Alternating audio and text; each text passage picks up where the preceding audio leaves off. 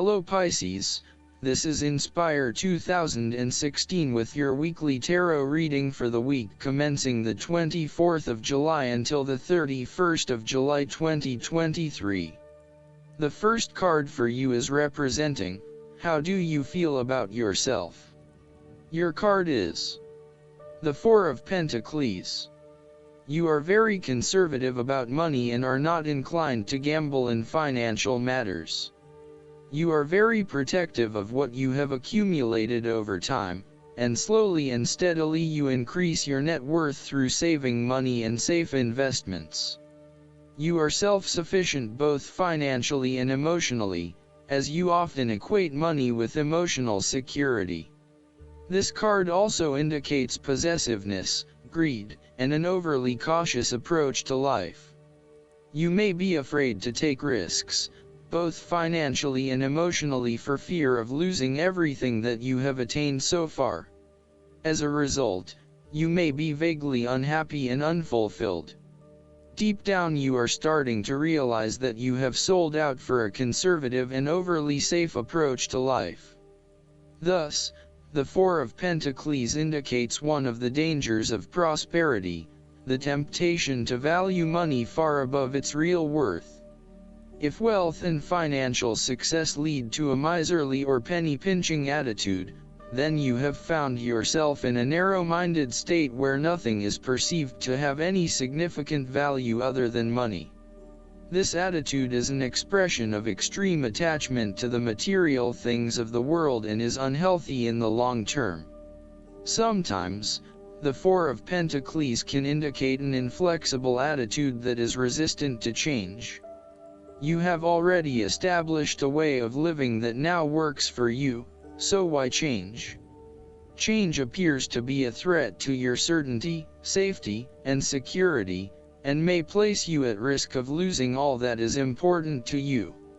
Any suggestion of doing things differently is therefore going to be met with resistance for fear of how it will impact your personal sense of security.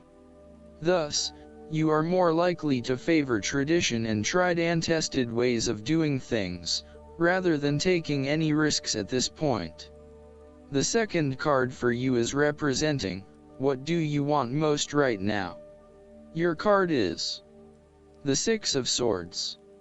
What do you want most right now is to make a regretful transition, as a likely result of the decisions you make. You know that in order to move forward, you must leave something important behind, and while you do this with some regret, you know that in the long term it is the best option for you. There are times when you will be forced to let go of something to which you have been attached, and the process of letting go is often quite challenging.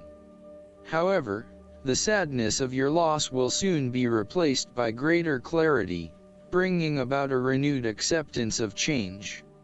Do not be afraid to let go of whatever it is that is holding you in the present or the past. Instead, look to your future and choose the best option that has the greatest long-term potential.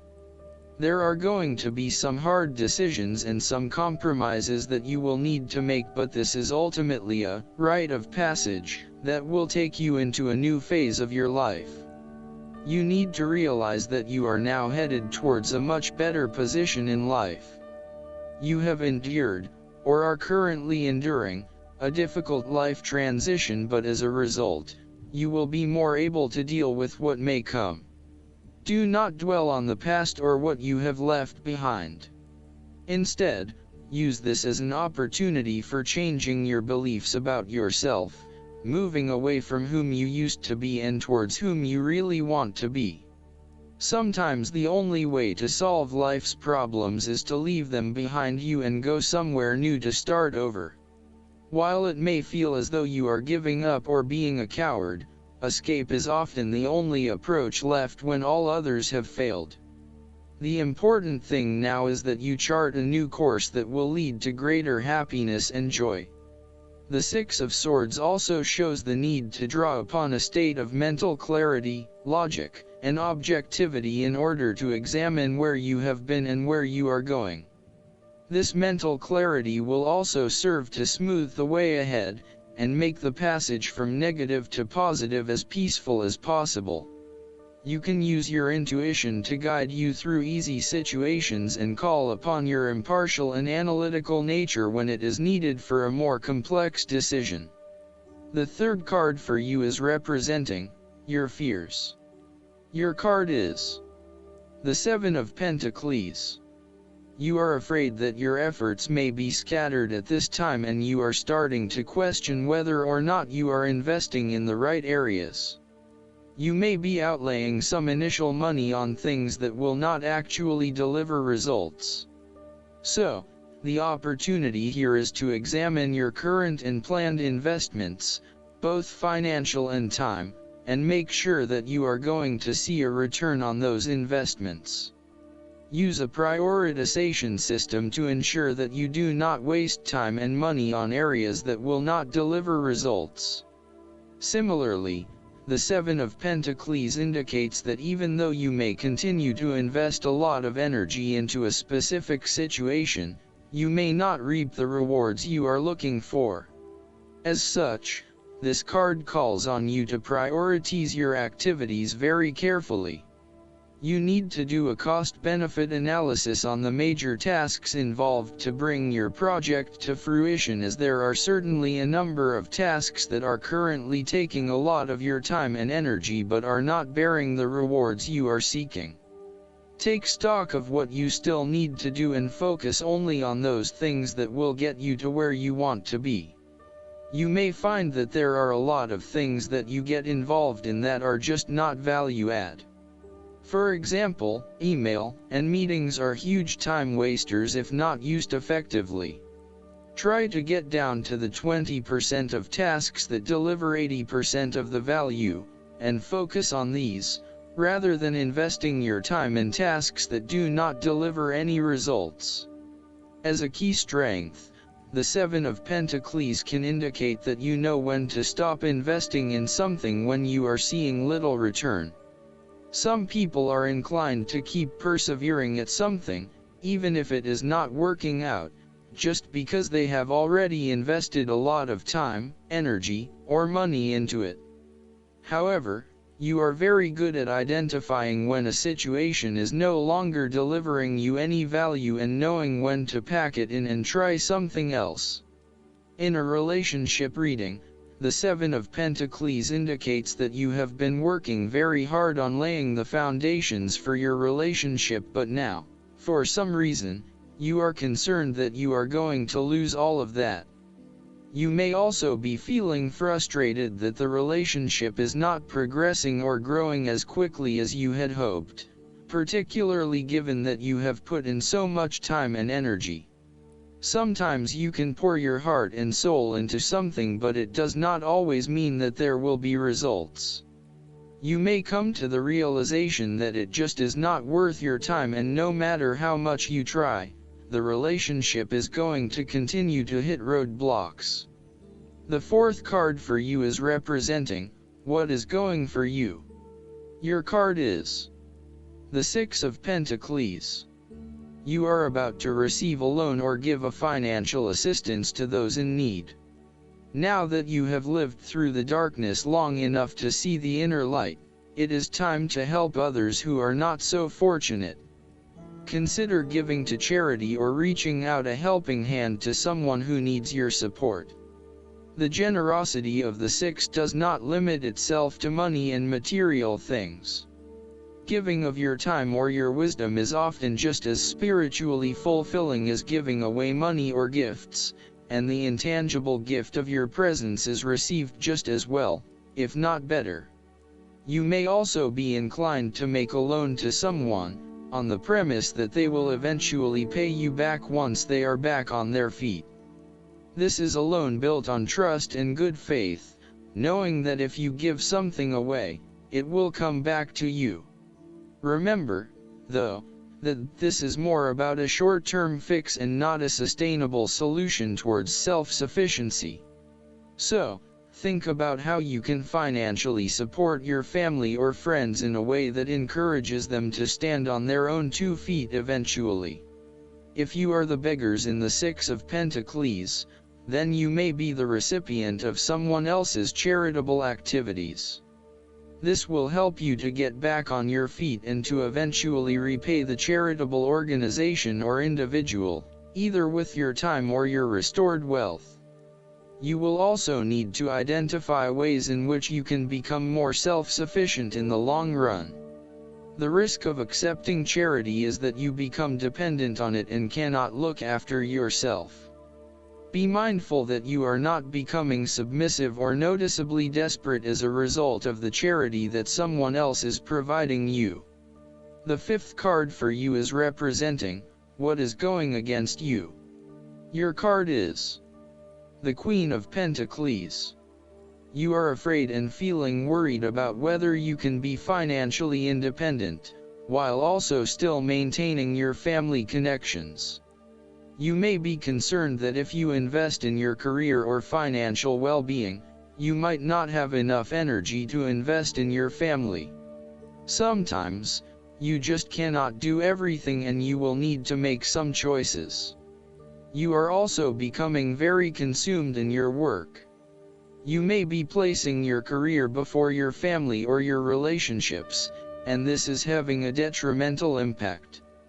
Of course, this may be okay on a temporary basis, but you need to assess its long-term impact. To rebalance your life, you may find a release by returning to a favorite nature spots and allowing yourself to take in this fresh, natural energy. You may also find that you become a bit of a homebody and somewhat isolated from others.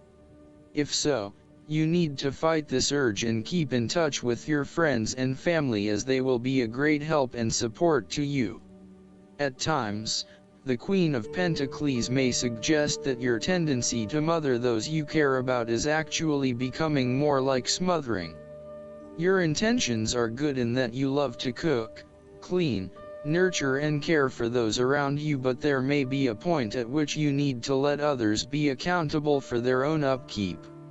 You cannot always be the one doing the laundry or cooking the dinner. Sometimes you need to step back and let others take on the load. Similarly, you may reach a point where you are investing so much time looking after others that you find you are neglecting yourself. Again, step back and let others take on some of the household responsibilities. The last card for you is representing the likely outcome that you may have. Your card is the Queen of Swords. You will meet a female significant figure who is most likely from the air sign, who is stern and composed, and without much feeling. If you are single, she might be someone that you're looking forward to be your partner. On the other hand, this card also represents the intellect's ability to judge and discern impartially, without the influence of emotion or sentimentality. She likes to know the how, what, why, where, when and who of everything to help her make sense of her environment and to better understand others. It is not that she does not care about others, but she connects to other people through an intellectual understanding rather than an emotional understanding. The Queen of Swords is a sign that you need to be independent in thought and in judgment. You must use your unbiased intelligence in order to make a judgment of a particular situation, drawing upon every piece of information and fact that you have gathered along the way. Empathy or compassion towards others may distract you from the task at hand, so it is important that you think with your head and not with your heart at this particular time. Do not let emotion get in the way. Rather, use fact and logic to make your decisions. The Queen of Swords also has an innate ability to tell it like it is. She is a quick thinker and highly perceptive, and as such, she can cut through the noise and confusion to get straight to the point. There is certainly no beating about the bush, or softening of her comments, opinions, and thoughts. She is upfront and honest about her opinions, and expects the same from others. The best way to interact with the Queen of Swords, therefore, is to remain as impartial as possible, and to present your thoughts and opinions concisely and honestly. Last but not least, the guidance card for you is the Lovers. This card signals that a significant relationship is on your mind. It may be romantic in nature, or it may be an intimate but platonic friendship. Communication is key right now, and it's important to develop trust within the relationship. You can safely share your feelings with someone close to you. It's also time to make an important decision about your life. The conclusions you reach now greatly influence your future, so it's important to weigh your options carefully. Make sure your choices are thoroughly considered and that you are able to act upon them. Additional meanings of this card: the need for balance, a return to good health, marriage and weddings. Archangel Raphael, in addition to being the angel of health and traveling, is the patron of soulmates. Raphael can help with significant relationships, including romance, friendship, business, and family. He can also help you manifest the soulmate partnership of your dreams. I hope that you enjoy everything, and if you like the reading, just please click subscribe and you will get instant notifications every time we publish a new video right to your YouTube. Thanks.